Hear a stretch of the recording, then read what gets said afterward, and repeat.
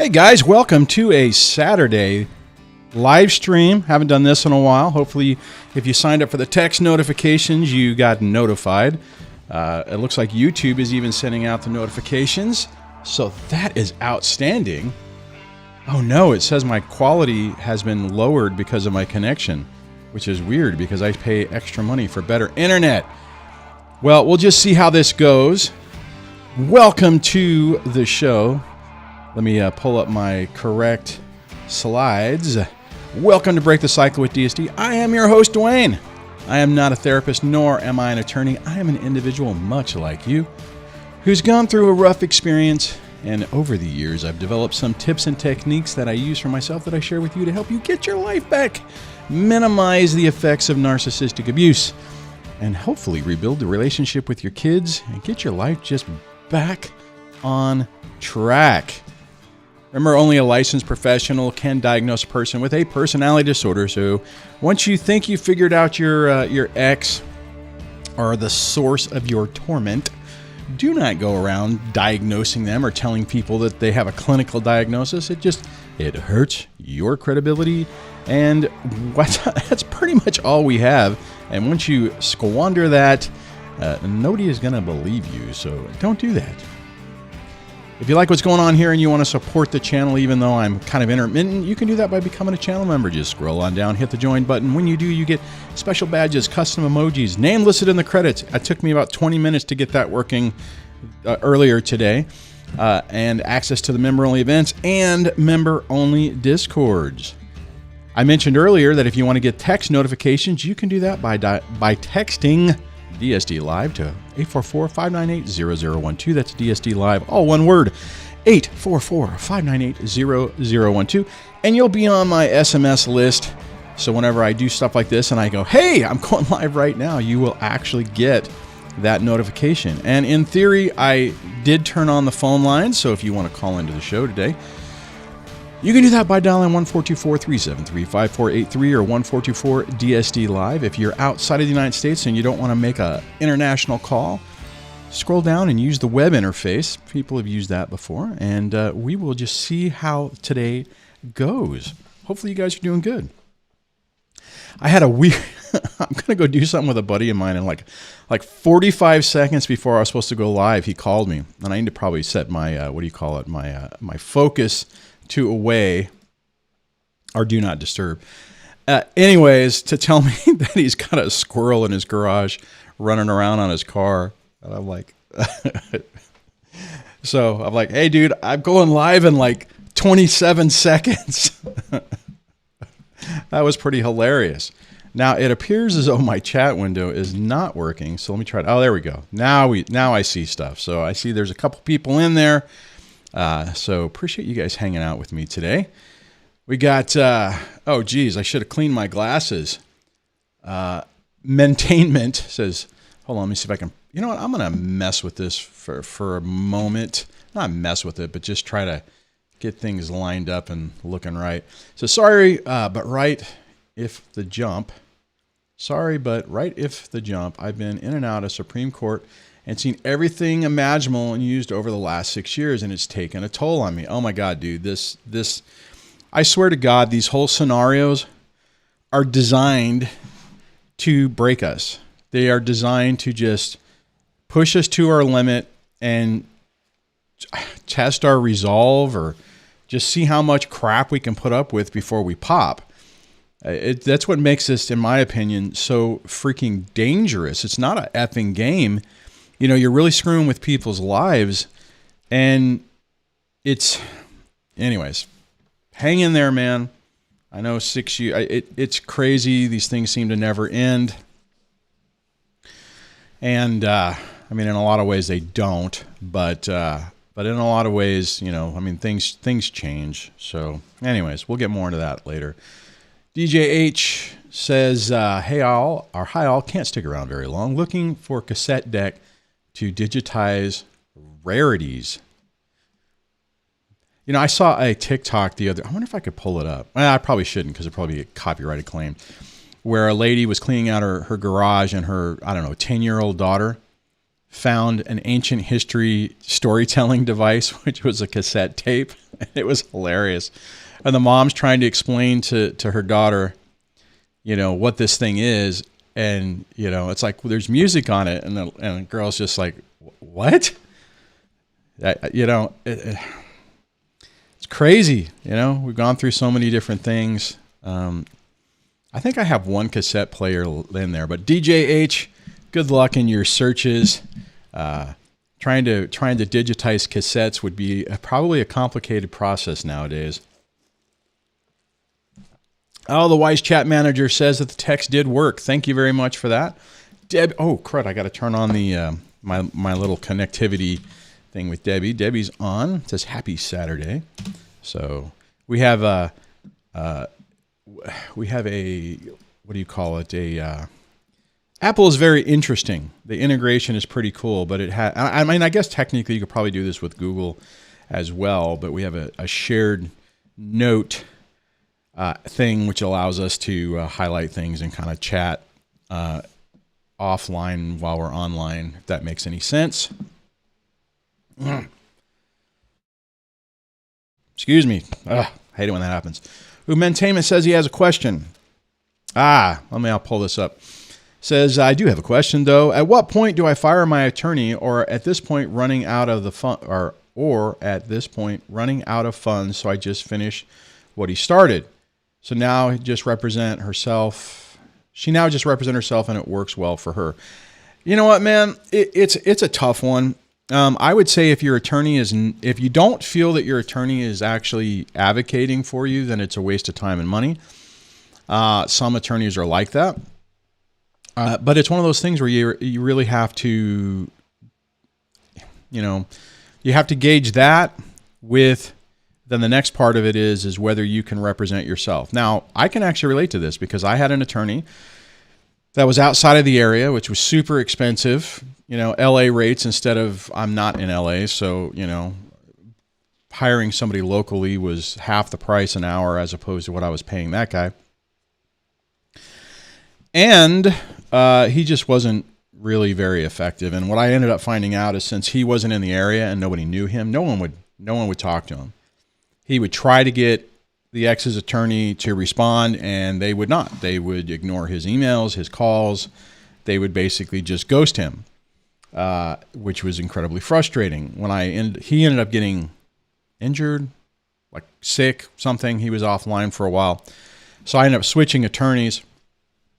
And that person, who happened to be in the same town, just 3 blocks away from the other attorney, amazingly enough, they would answer his phone calls and stuff like that. So, Maintainment, here's the deal, man. If you can, let me put that question back up on the screen. If you do have the ability to represent yourself, and the reason I'm saying that is, me personally, back in the day, when I was going through this, I could not maintain my composure, I guess, enough that I would not have been effective at representing myself. Take somebody like Alex Falcone, who's like Rain Man, in my opinion. That guy represented himself, and he did an outstanding job, but he was able to detach the emotion from it and focus on, the game, the family court rules and stuff, and not get swayed, what's the word I'm looking for? Like, stressed out or whatever by it. I'm sure he got stressed, but what I mean is that I knew for me to do that, at that particular time in my life, I would not have been able to represent myself. Now, today, probably. I don't really want to. I don't want to deal with the drama, but whatever. So, attorney not helping you out, feels like they're not advocating for you, then you need a new attorney, or you need a new path. If that is hiring another attorney that's better equipped to support you, great.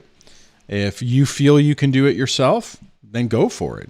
And if you're not familiar, let me see if I can pull him up. If you are not familiar with, hold on. And I say Alex Falcone, youtube.com, and it's the proper person. Let me see if I can pull this up. And this is the channel I'm talking about, so I would check him out. He has a lot of great information about the court system and the process and what his story, a lot of great resources. Actually, I think I'm going to have Alex on maybe Monday or Tuesday. He's got some. He also runs another channel. Here, let me do this so that it doesn't overtake the screen. YouTube, Our Nevada Judges.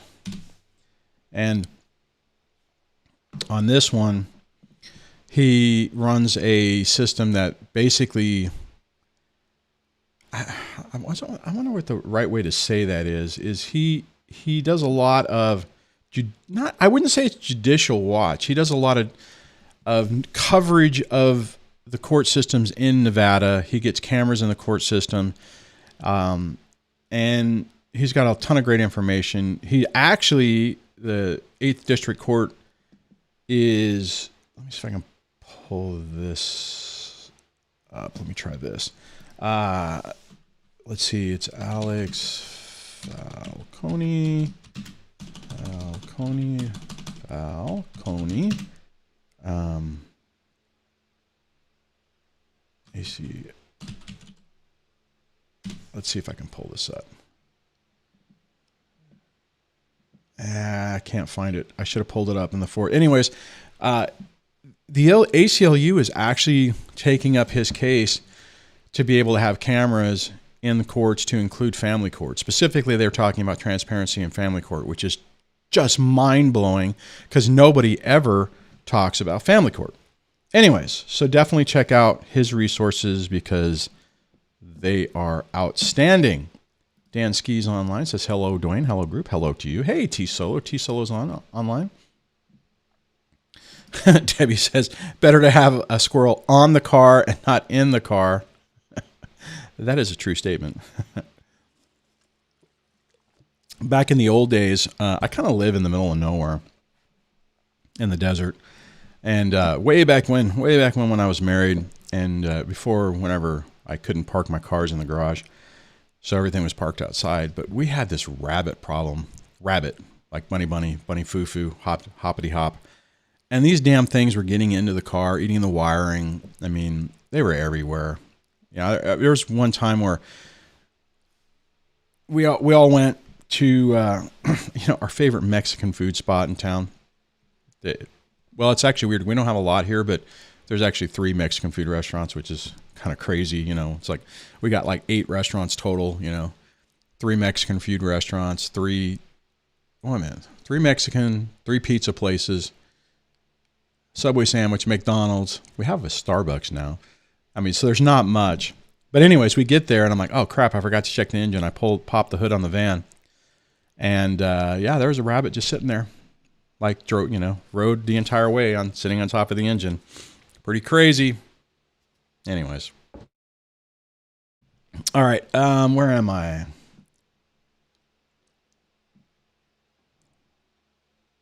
Oh, okay. Let me see if I can find that. DeFi Dad has a question. Oh, if you have a question, tag me at DSD, and if you can, put question in there. It makes it easier to know that you are trying to get me to see something.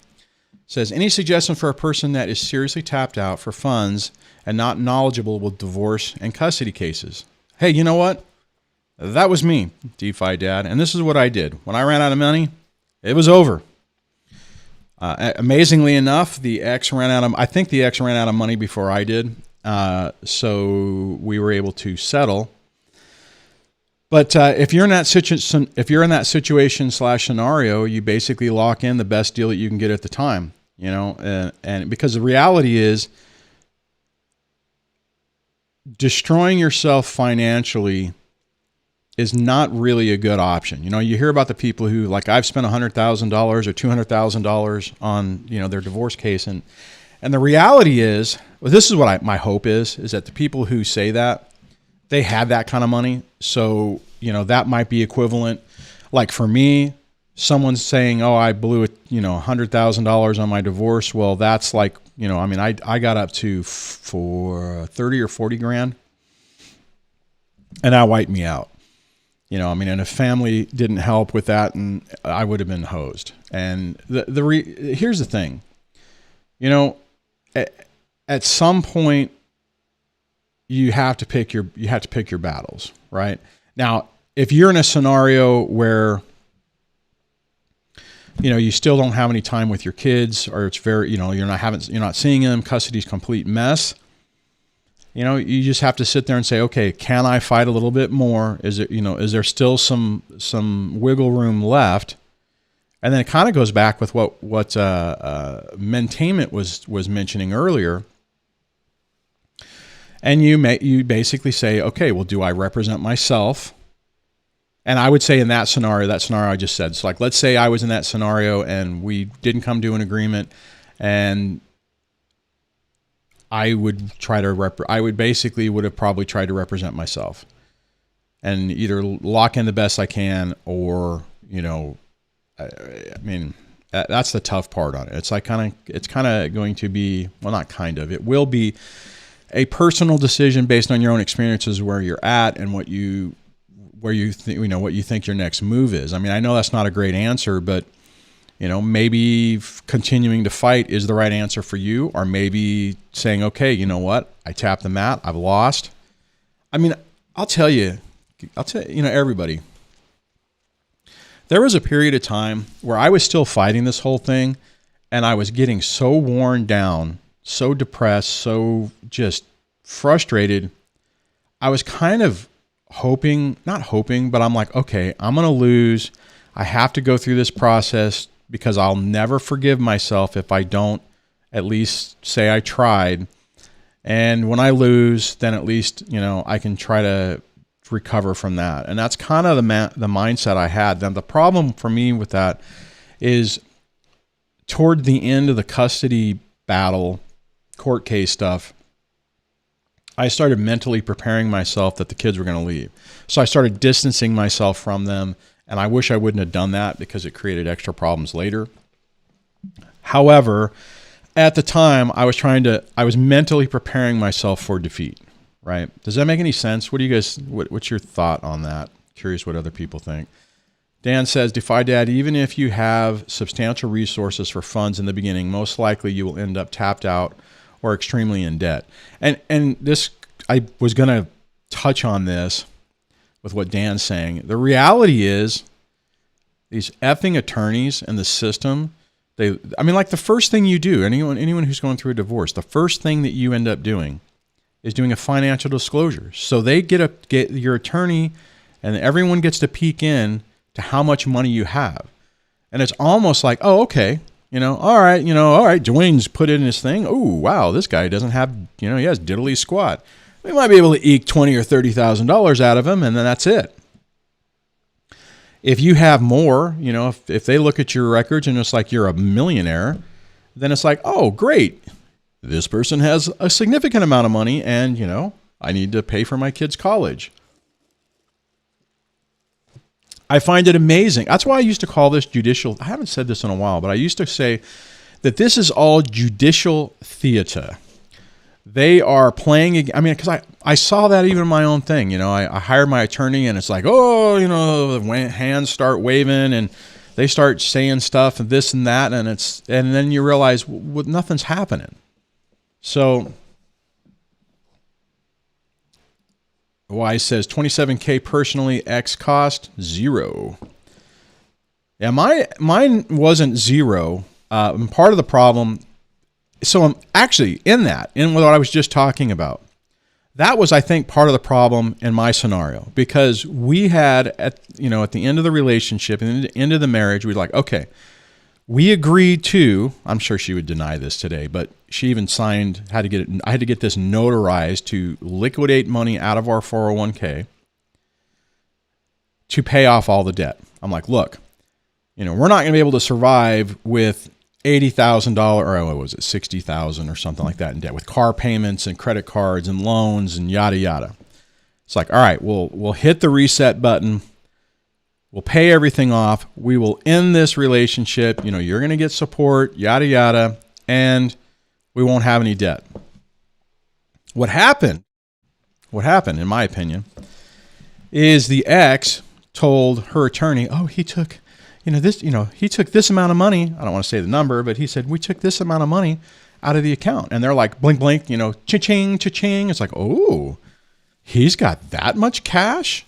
I mean, even with, okay, in my world, it was a lot of cash. In other people's world, probably not so much. But, hey, it was a good chunk of change. And her attorney brutalized me twice to do a complete accounting of that money. It's like, well, you stole all this money. We want to know where it's at. And I got scared, actually. I mean, I remember calling my tax person saying, hey, took this money out. I know that half of it has got to go to taxes. You need to tell me where to send this money and how much today, because I got to get this money out of here, because I was scared to death that they were going to say, oh, okay, give her, make me give her the cash, and then I'd have a tax bill that I would never be able to pay. And I was like, oh my God, I'm going to end up in jail. So, I made that money go away. Anyways, it wasn't until after that when they finally realized that there was no money. I remember talking to my ex at one point. I'm like, it's like, because when they came back and they asked again, they're like, well, you need to do a complete accounting again. I'm like, I already did that. And I'm like, hey, pumpkin. I didn't say pumpkin. Your attorney knows there's no money, right? I mean, you guys are fixated on this money. There's no money. Oh, they know. Yeah, right, whatever. So as soon as her attorney realized, oh crap, this chick doesn't have any money, and knucklehead, that would be me, was only ordered to pay a small fixed amount that she wasn't getting anymore, and the thing miraculously settled. It was a painful time to get to that, but it was crazy. Shane, hello. Says, hello, everyone in DSD. Hello to you. The wise chat manager says, milk your wallet like a cow. Yeah, that's true. Cash for kids. Or kids for cash. Kids for cash for kids. Kids for cash. That's pretty funny. Because you're making fun of that. Hey, Dansky, you're making fun of that damn commercial, right? Cash for kids. Cars for kids. That's what it is. Cars for kids. I'm trying to remember what that one was. I think that's what you're making fun of. T Solo says exactly. They know how much money they have or you have. It's all about the money. Hakuna says it's all about the money. Absolutely. Oh shoot, Debbie, something changed on my thing over here. I guess if there maybe Debbie was just cleaning up past comments that I had addressed. I'm amazed. On a unscheduled, not told about live stream, only 21 people showed up. How terrible. God. Hey, speaking of in this coming up week, I'm going to put it out there. I'm going to attempt to do the morning show again. And I'm saying that kind of as a thing to try to force me to do it. So Monday morning, I am going to attempt to do the 6 a.m. Pacific live stream. If any of the 20 some odd people who are on are interested in that, say something in the chat. Give me some encouragement to try to drag my behind out of bed before I, early, so that I can do that and then go to work. Anyways, let me see if I've missed any other comments.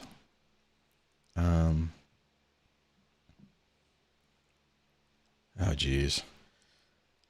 Dan says, Duane, every time I hear the Eagles song, take it to the limit one more time. Man, ain't that the truth? Squirrels. You guys are horrible. The wise says, squirrel soup? I'll have to ask him about that later. I had to get him off the phone because of, like I said earlier, I'm like, hey, dude, I'm literally going live in a couple of minutes. I wonder, can I put... well,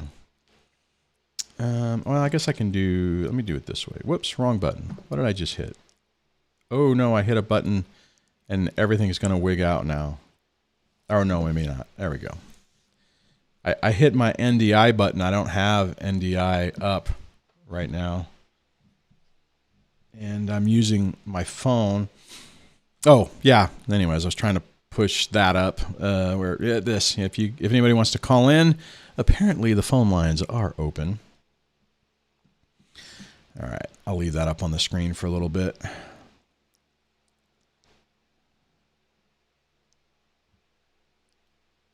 Just Heather, be like Nike and DSD. Just do it. That's funny.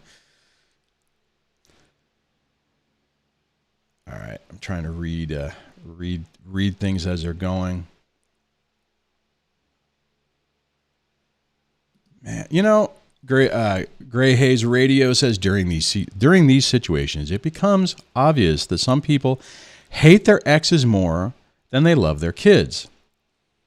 You know, I really think that these people are driven more by them. It's not external, right? They're not like, I hate you, so I'm going to do this because I hate you. I think it's, I don't want to deal with you, so I'm going to do all this crap to try to make your life miserable, to try to get you to go away.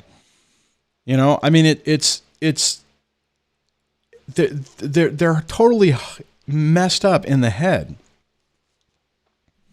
April says it would be great to have the morning show again. I really do. Guys, I really miss that.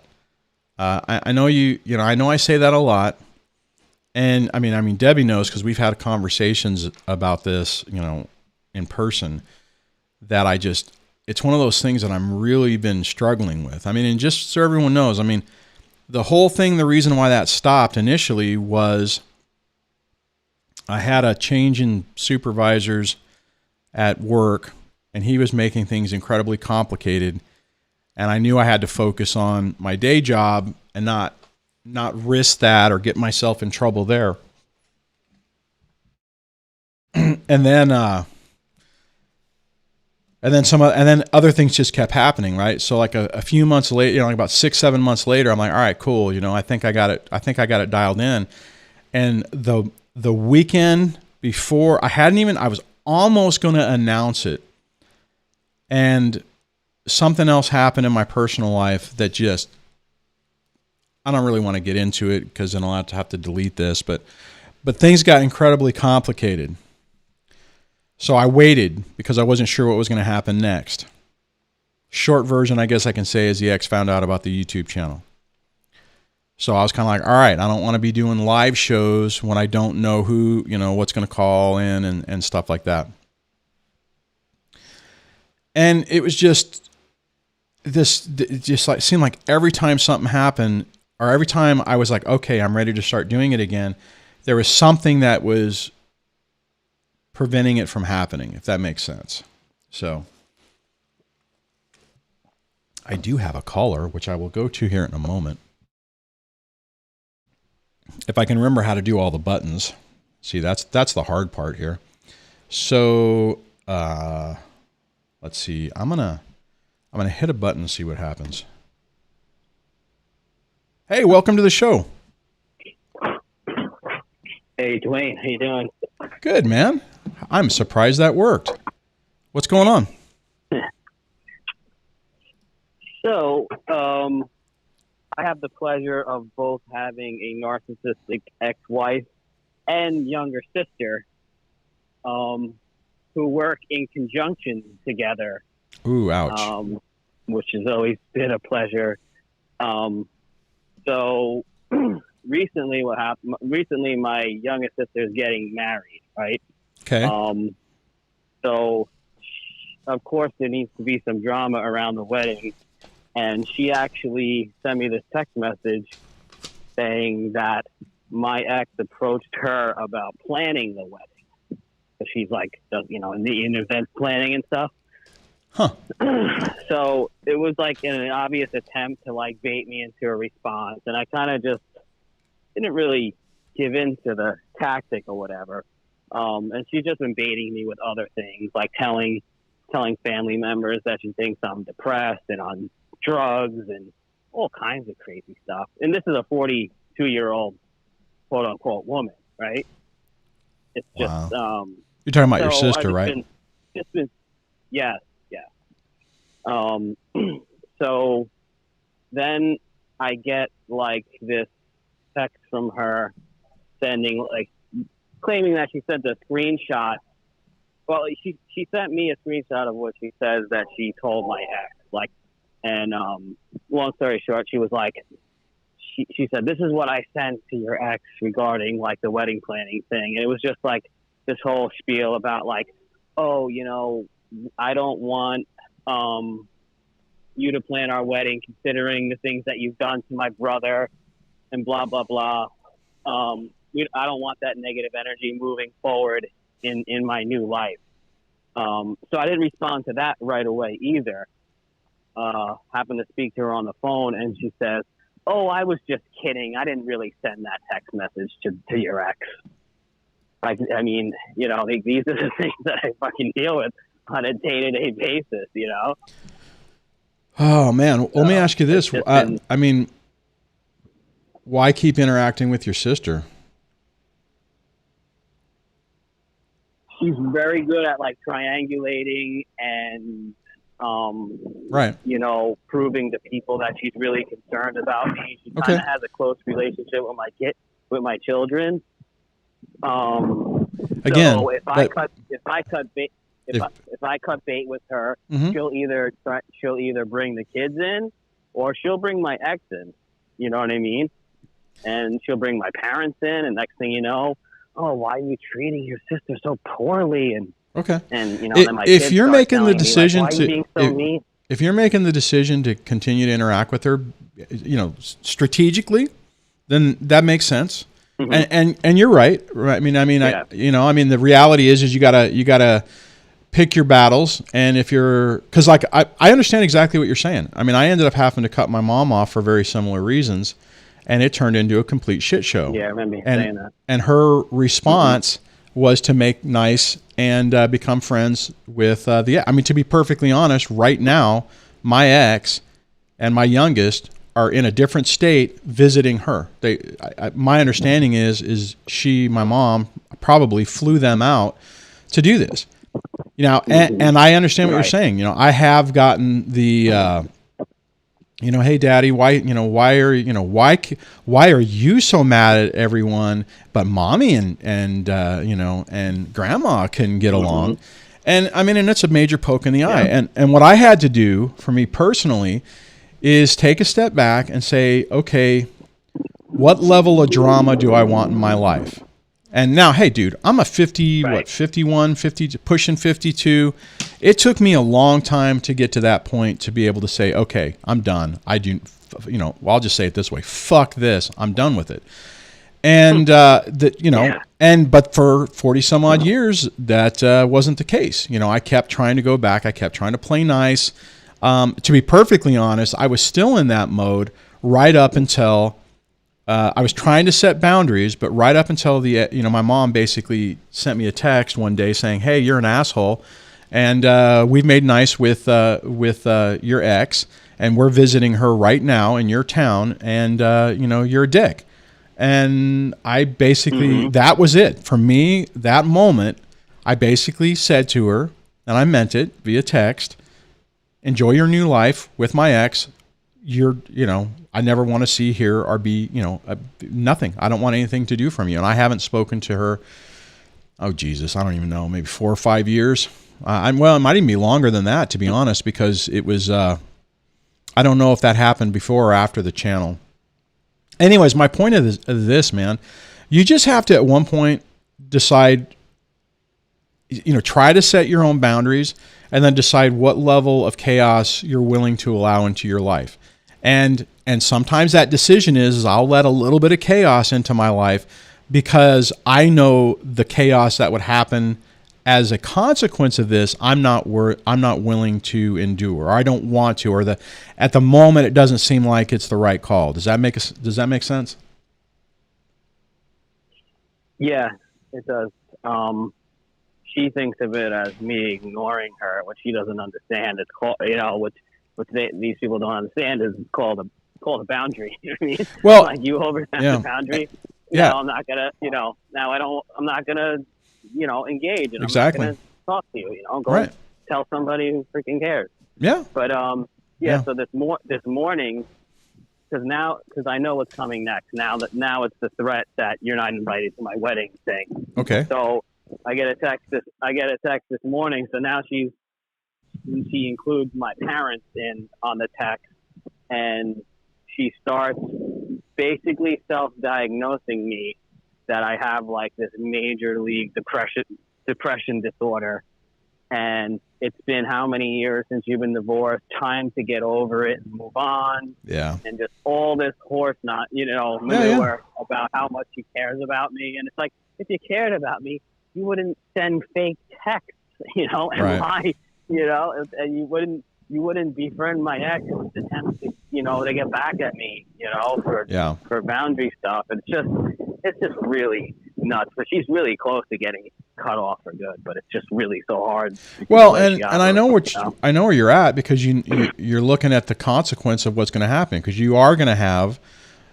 Dude, I have a similar thing with. I kind of cut my brother off a while back just for some stuff that happened. It wasn't. The decision wasn't. It sounds like where you're at was the same kind of where I was at. It's like, you're not saying, "Oh, hey, F you," I'm going to punish you by not talking to you anymore.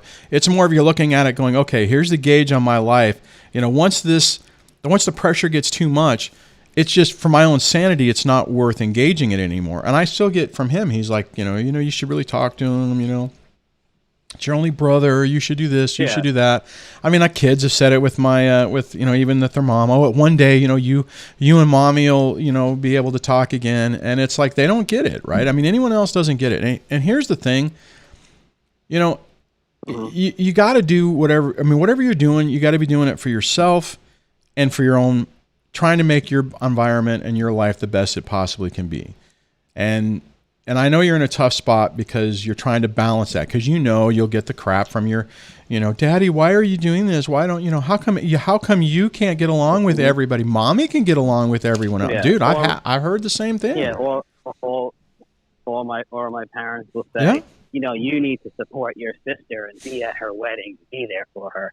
You know what I mean? Like, some dumb stuff like that. Well, let me ask you this: if she doesn't uninvite you, are you planning on going, or are you planning on not going to the wedding? I really don't necessarily support the whole her getting married thing. I think it's okay. It's not my, it's not for me to say. It's her life. You know what I mean? But I don't necessarily. I think she's, getting into a bad situation. And then shoot, dude, that could be your boundary on that with your parents. You could say, hey, mom, dad, we've talked about this. I'm not really, I see a lot of red flags on this. I don't think it's a good thing. And I don't think going and showing support on something that I don't support is appropriate. Because what are you supposed to do? Because technically, what is it? What do they always say? Does anyone have anything to say? Speak now or forever hold your peace. Are you supposed to go there and say, excuse me? Since you asked that question, I just want to say that the person she's getting ready to marry is a fucking psycho, and so is she, and this is a train wreck. What is that, you can ensure you never invited anywhere by doing that, I guess. Oh no, my camera just died. Yeah, honestly, I'm like, he must be just as unhealthy as she is.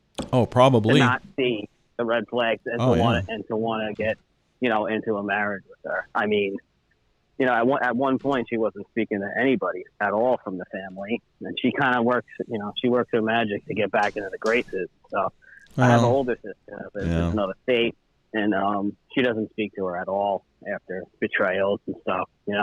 Well, you know what, man? But, you got autonomy over your own life. If you want to go. If you don't want to go or you don't feel it's appropriate, say, hey, honey, or whatever pet name you have for your sister.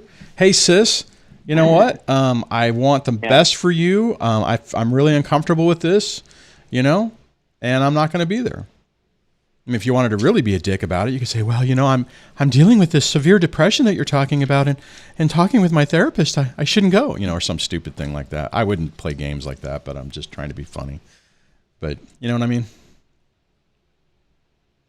Yeah, and of course she, my sister wants me to go, so it looks, it looks great on the outside. Dude, it's like, man, how would it look if literally both of her siblings weren't at her wedding?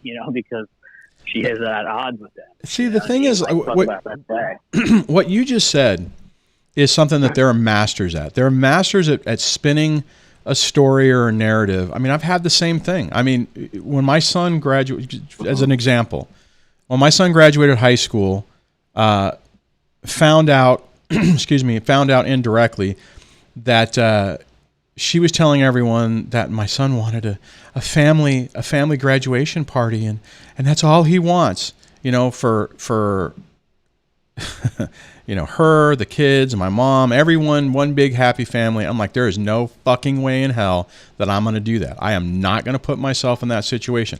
To be honest, if it wasn't for the whole situation with my mom, I probably would have endured it with just her. But that whole environment, I'm like, nope, I wouldn't. I mean, I showed up to the graduation, and it was a mess. I mean, because the way it got spun, I mean, the kids were with me, but then I had to give them to her so that they could hang out together. And I didn't even sit with them during the graduation. I'm like Debbie and I sat in a different location, stayed the hell away from them. Gray Radio says emotional manipulation. That's exactly what it is. I mean, so just do what you feel is right for you, man. And just know that she's going to spin it no matter what. Your sister and your ex will play these stupid effing games no matter what you do. If you showed up, they would still play games. So do what you want to do. Do what feels right to you. And if that is not going, then don't go. I could already almost predict how all this is going to lead up to the wedding. You know what I mean? If I don't, if I keep my distance and just keep whatever, not speaking to her, Yeah. It's going to be like there's going to be like a threat, like, oh, you'd better be at my wedding or I will never talk to you ever again. Promise? She constantly uses uses the like, oh, you're not my brother. You know what I mean? Like that they really know, and obviously she thought, Dude, bringing up the divorce stuff was going to trigger me, you know? Well, honestly, I think the hardest part about this, our divorces are hard, right? And dealing with a toxic person is really tough, but they're not family, right? I mean, at one point, enough damage can happen that you just say, okay, you know what, I'm done. You're not good. Like talking about our exes, you can make that more easily make that decision. It is hard with family because it's family. Blood is thicker than whatever the hell, whatever. I mean, it's your blood, it's your kin. You have to support them. No, you don't. Nobody has a right to be in your life and cause drama and chaos and disrespect your boundaries. I mean, and I'm saying that as someone that it took me decades to learn that. I allowed so much crap into my life because I felt obligated to do it or I felt guilty. And the reality is you don't have to do that. But it's hard to get to that point. That's basically kind of where I'm at. Like, I don't know. I feel, I get guilted into things, and when you are a more empathetic person, people know how to play you. Oh, and it'll blow their mind as soon as you actually set a firm boundary and stick to it. You're right. It'll ramp up. They'll play more. They'll try to get you to be like, no. You need to get back to who I know you are. You need to fall back in line. And it's just, and I hate, man, that whole guilt trip bullshit. My mom, when I was growing up, my mom used to do that to me all the time. It actually got to the point for a while there that when someone would try to guilt trip me, it would actually anger me. But I mean, guilt is a really strong thing. It's one of those things that can it can be used to help us make really bad decisions for our own life, right? Yeah, of course. Yeah, the wise chat manager says no one can abuse you and use justification, especially family. And that's the reality. Is you have to learn to just set those boundaries and stick to them. Say to her, hey, look. If you want to, let's say if you did want to support her, just say to her, look, here's the deal. I would love to support you and be there for you for your wedding, but I'm going to set right now a boundary. You will stop doing these things, or I absolutely won't go. And if you feel that you need to never talk to me again, and that is what that's the correlation you're making with this, fine, that's your decision. But I am not going to compromise my integrity and my boundaries anymore to appease you. Now that'll go over like a lead balloon, but I mean that's what you could do to set a firm, a very articulate boundary that this is not acceptable anymore, and I will not put up with it. And my guess is you probably haven't had that conversation because it wouldn't be comfortable. But the reality is she does that shit to you all the time. She's always giving you ultimatums. She's always like, you will do this or else, but it's not a healthy boundary. It's like, you will submit to what I want or else. I mean, I guess technically what I'm saying is you're telling her to do the same thing, but I mean, all you would be saying is stop fucking with me. Stop putting things, stop poking me in the eye. Stop trying to triangulate me with other people. You're my sister. I love you. I would want to be able to support you, but I am not going to entertain this anymore. It's not healthy for me. It's not healthy for my kids. It's not healthy for anybody, and I'm not going to do it anymore. You know what I'm saying? Yeah, I feel in a way that if I kind of let everything go and then I go to the wedding and try and make nice, she wins somehow. You know what I mean? Dude, and, you got to be really. I understand. I understand what you're talking about with that, right? And I struggled with that myself. There was a lot of times where I'm like, God damn it! If I agree to this, she wins again, right? I mean, it's the way I felt. It took me a long time to realize I had to basically take like in this situation, like my ex, out of the equation, and say, what is the best crappy decision for me and my kids?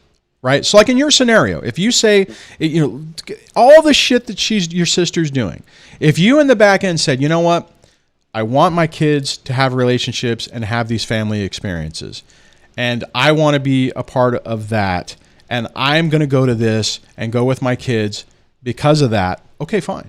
Right? And whether your sister's, or hell, even if your ex shows up, if everyone else is like, you feel like, okay, now, they beat you down and you're supporting them. No, you're not. You're supporting a different goal. Right? And when I was able to pivot that thought, then I could make decisions.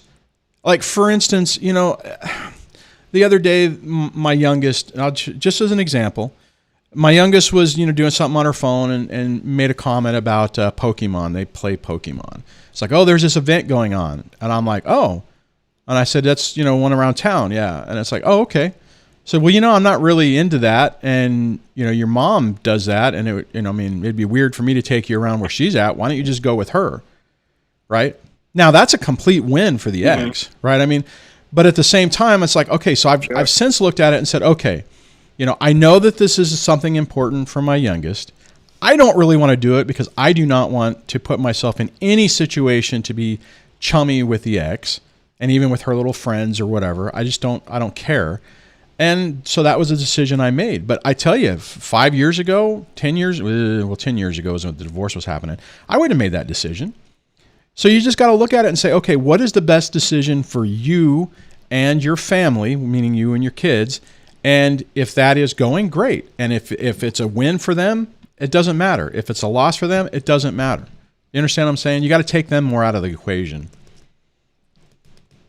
I do. Somebody in the chat just said, but trying to lay boundaries with a family member who has never respected my boundaries, they will not respect it. Absolutely. That's exactly how I feel. It's all fine and good for what you said, that boundary to lay that down. Mm-hmm. I think it's going to be completely fruitless. Whatever I say, you know what I mean? She's going to operate however she wants to. Okay, but here's the thing. If you lay that boundary down, then the boundary is the consequence of what you said the boundary would be, right? I mean, so the reality is that if you say, look, this is my boundary, and you're right, the likelihood she's going to respect it is as close to zero as you probably can get, right? There's zero, maybe 0.001% chance that she would actually say, okay, fine, the relationship's more important than whatever. And that's then you just stick with your guns. You're like, look, I said this. I've set a boundary. That's why you got to be careful how you word things and whether you give yourself wiggle room. Yeah. Like for instance, a lot of times when I talk about like when you punish your child for something, especially in our scenarios where we have to be good and bad cop, you have to give yourself a wiggle room that you can still do something with your kid, right? It's like, you're grounded. You can't watch movies, right? Okay, Dad, can we watch movies? No, you're grounded. We can't watch movies for a week. Oh, okay. Can we go throw a ball? Yeah. Can we go play, Fortnite? Yes. Can we go to the mountains? You know what I'm saying? Because if you go too far over, and I know this isn't what you're talking about, I'm just using this as an example. If you go too far and say, no, you're grounded, you're going to spend the next week in your room, and now you're screwed because you set up a dynamic that if you don't stick to it, then you're not consistent. It's the same thing with your sister. If you want to set, I would start small to where there's still wiggle room to where it's not like all or nothing. Does that make sense? Yeah. Yeah. Essentially, you are dealing with children. Absolutely. Even though Absolutely. They're body. Yeah. You know what I mean? Yes, that's absolutely. That's really what it is at the end of the day. Completely emotionally inept, and whatever you want to call it. Yeah. But yeah, well, I appreciate it. Was that helpful at all, man? Yeah, it was. I think I really just needed to vent about it and get a different perspective. Sometimes it helps to kind of see it from a different set of eyes. But and the sad reality of it is anybody who hasn't been through this is going to tell you, man, it's your sister, it's her wedding, it's your family. Yep. Really? I mean, come on, be the bigger person, Yeah. And they say all the things that just I've already heard that. Yeah, and it makes it really tough because then you start doubting yourself. I'm telling you, man, and I think everybody we don't have a lot of people on right now, but everybody in the community is backing you up. If you make the decision, what I mean is backing up whatever decision you make. If you make the decision you're going to go, great, we're there for you. If you make the decision that no, hey, I'm setting a boundary and I'm not going to do it, then there's people here who understand what you're going through and understand the decision and agree with it. Yeah, honestly, if she does calm down and we can kind of talk something respectfully, I may just go, but it will strictly be like more or less for like my kids. You know what I mean? For them not to see. The drama and the chaos, or have to question things, like they could, what I mean? Because I really don't know anybody else anything, you know what I mean? Yeah. No, I think you're spot on. Neither do I owe my parents. I don't owe my parents anything either. I mean, they've coddled this, walked around this behavior. And they probably helped create it, to be honest. You know what I mean? Yeah. Oh yeah. I know. My mother saying, well, she just really cares about you. You just don't understand. I'm like, Mom, I told my mother, I'm like, I'm baffled and almost disgusted at the fact that you still, after this many years, do not see the person you're dealing with. Yeah. It's because they don't want it. Nope. Yeah. And it's a tough spot to be in. It's like, it's here. It's right here in your face. See these messages? See this evilness? And they just, and the crazy part, they want to believe that they're not as bad as you say. And the crazy part about the whole thing that always blows my mind on this, because it's a very reoccurring theme. The toxic manipulative person is the one that gets the pass and gets the okay, and the person like you who are trying to set boundaries, you're the bad one. So they're confronting you on something that's not real and ignoring the real source of the problem. I mean, it's one, and then it makes you feel like you're losing your mind and you're in the twilight zone because it's like you're in crazy town, which we are. So, yes, we are. Yeah, we're playing. We're playing their game, and essentially at the end of it, really nobody wins. You know what I mean? It's a lose game either way. Dan says to you, if you go or you don't go, it will be something else. Your parents triangulate, been there. Debbie says that's a case-by-case decision for sure. It really depends on the level of toxicity and or ability to tolerate, cope individually. Well, I don't know if that's to you, but that makes absolute sense. So anyways, yeah, man. It's a tough one, dude. I mean, it's none of, and the crazy part is that it's like all this crap gets blown out of proportion.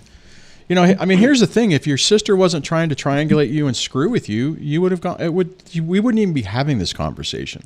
So this is like self-created drama for drama's sake, for no reason. You know, so now you're worried about this and you're dealing with this and it's like this doesn't even need to be an issue. But everyone makes it an issue. I got enough going on. Yeah. I hear you, man. I got enough going on. I got a toxic ex that I deal with, and that I co-parent with. You know, I mean that's, then you throw two of the same people, one in your family and one in your ex family. Recipe for but like you said, you've dealt with it, and life does go on. But it's really tough. Sometimes it feels like the attacks all come really around the same time. These people like heat up at the same moon cycles or whatever it is.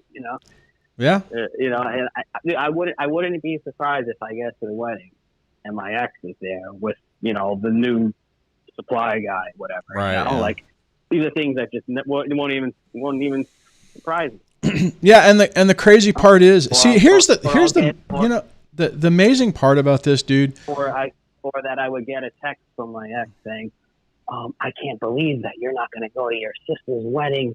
You're gonna ruin everything, and you're gonna. I'm sure. I'm sure. Meanwhile, my ex has no business saying anything about anything. Yep. It's not but she'll chime in. Of course. Of course. But even if you, what I was going to say is, even if you do go, right, the only way you could really play the emotional game with them, if you, and we don't want to, right? I mean, because we don't like this environment, is if you went there and you were super nice and like, oh, hi, oh, hey, Bill, nice to meet you, so great that you destroyed my family, and, I mean, because anything else is going to get, you're going to get attacked on it. There's nothing. That's why you have to make the best decision that's for you, because anything else you do is going to be used against you. You don't show up, it's going to be like what you just said. You do show up, and you're going to be cold and distant, and how dare you bring this dark cloud? If you went and you were completely friendly and you pretended to, like what I was talking about a minute ago, they would be, oh, he's being fake. It doesn't matter. These fucking people, people live in drama. They live in chaos. They enjoy it, and they're going to find it wherever they can. So you just have to do what's right for you. And if that's showing up and letting the kids see the wedding and then get GTFOing as quickly as possible afterwards, that's fine. Because no matter what you do, it's not going to be enough. I know what you're saying. Yeah. This is the last thing I'll say. That, there's a big vibe coming from her that's, he's not gotten over the divorce yet, and I'm getting married. He's probably a little bit jealous that I'm so happy in my life. Yep. He's miserable and, with clinical depression and stuff like that. It's just like, I know that, that theme is definitely the undertone. And it's like, I'm waiting for that to come out and for her to say that completely, though, because that's going to be, if I don't show up, that's going to all end up. That's what you're going to tell everybody. You know what? He just couldn't make me happy. It's going to be that way no matter what. Right. I mean, it took me a long time to come to peace with that, because there was a period of time, like in my scenario, where the ex thinking that she won and that I'm a miserable, bitter, angry person, and there was a period of time that was true. It bothered me. I'm like, I don't want her. I don't want her to think she's won. And then if you've watched any of my videos, I may not have talked about it recently, but I don't care anymore. You know what? If she thinks that she's winning and that I'm this, she's probably looking at it. I mean, like with my relationship with Debbie, we've been together forever, but we're not married. He's probably not married because, we're not living together, probably because he's still stuck on me. He just can't get over it. It's like, fuck you. Whatever you want to think, I don't care. And I won't say that to her, right? It's like, you know what? You want to think you're winning? Be my guest. If I can sit on a mountainside with a cup of coffee looking at the birds and the trees and the water and whatever, and I'm happy and I'm at peace, and she's thinking that I'm, lonely, bitter person, I don't care. Doesn't matter. And no matter what you do, Christ, even if you found somebody and you got remarried, they'd find some, she's never going to be like, oh, I'm so glad that, Timmy found someone and is happy now. No, that ain't going to happen. She might say, however, she might say that to people, but she's not going to believe it. They want you miserable and stuck. Yep. They love that stuff. Well, because they're miserable and stuck, and they want everyone to be miserable and stuck. And if you start to have a boundary, you start to escape that, well, that's a different story. Holy cow, we've been on for a while. Yeah. I was actually only going to stay on for an hour. I'm going to have to get going because I got a road trip ahead of me. All right, yeah. All right, man. Hopefully that was helpful. Let you go. I got to get to some stuff too. All right, chat with you later. Let's see if my button will. Okay, what is this doing? I hit a button. It didn't do what I wanted it to do. It opened some other window. Anyways, I hope you guys. What did you guys think of that discussion? I thought that was a good discussion. It went long, but I actually liked it. The phone, Jerry. Okay, and I'll say this just for the Monday thing. Excuse me. The phone number is listed in the description. Typically, I also bring it up. However, I got to get ready to leave, so I'm not going to be able to do any more call-ins, but I will do a couple more. Just go check the comments before we get out of here. Anyway, so the number is 1-424-373-5483 if you want to write that down, or 1-424-DSD-LIVE. I'm going to go ahead and turn off the new calls. Let's see here. What am I missing? Let's see if Debbie marked anything. It does not appear. Oh, thanks, Debbie. She just put the number in the comments. Let's see. DJ H has been listening while getting ready. Boundaries were one of my worst fails. I think it is for everybody. After having the right help, I can now stay calm, and it scares the crap out of those trying to cross them. Yeah, I mean, see, here's the thing. This is how we get ourselves in trouble. Porous boundaries, right? Basically meaning, there's no boundary. It's like, I have a container. That's a boundary. That's a colander, and I'm going to put it in water, and the fucking thing sinks because there's no integrity to it. People test people all the time, and this is how people who are in that scenario get victimized by narcissistic, toxic people. It's because you have no boundaries, and when people test them, they see that they're able to get away with it. So they know that you are a ripe victim, and that's what creates the problem. Let's see here. I'm just trying to look at some last few things. Duane, keep your eyes on the road and hands on the wheel. Great stream as always. Thank you so much. Hey, Clown World just became a member. Thank you. Let's see here. Let me do this. Thank you so much, Clown Member, for becoming a member of the DSD tribe. Appreciate that. Thank you so much for that. Francis, this is a good one. Francis says, you're always in the doghouse with family members like that. You're bad and a huge disappointment. Yeah, here again, that kind of rolls into what I was saying, is that with toxic people, no matter what you do, it's not good enough. It doesn't matter. That's why you have to get to the point that you do what's right for you. And you're not doing it to be selfish. You're not doing it to F them, I'm going to do this, and I won't let them have access to me. If you're doing that, that's the wrong mindset. It has to be coming from the place of, I can't do this anymore. I'm not going to do this anymore. I would love to have a great friendly relationship with my ex, with my family members.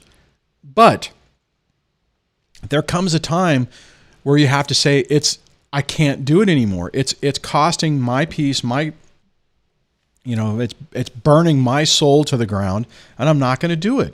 And I'm not doing it maliciously. I'm doing it because I just want peace. I don't want anger in my heart. I don't want frustration. I don't want bitterness. I just want peace. And that's actually what I was going to try to make the topic of today, and I kind of got sidetracked, but maybe we can talk more about that on Monday. Let me see if somebody did.